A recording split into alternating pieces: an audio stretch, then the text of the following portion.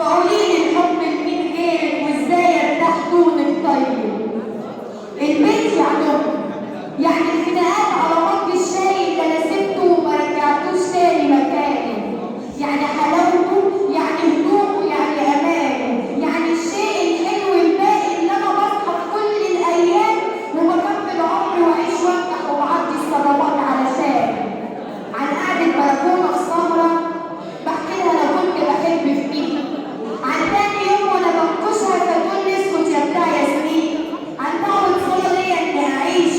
مبسوط وسعيد ويوفقني، عن حد احكي له يصدقني هكدب عن مين؟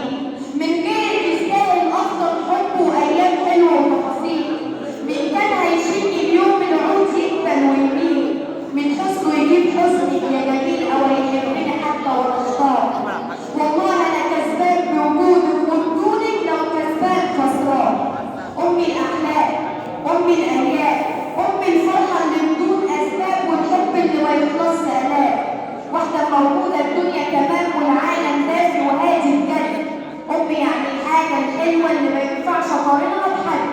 مطرح ما تكون بيكون البيت، مطرح صوتها طيبه وبركه، دم اللي في جنبها وملامحها وصفاتنا الحلوه المشتركه،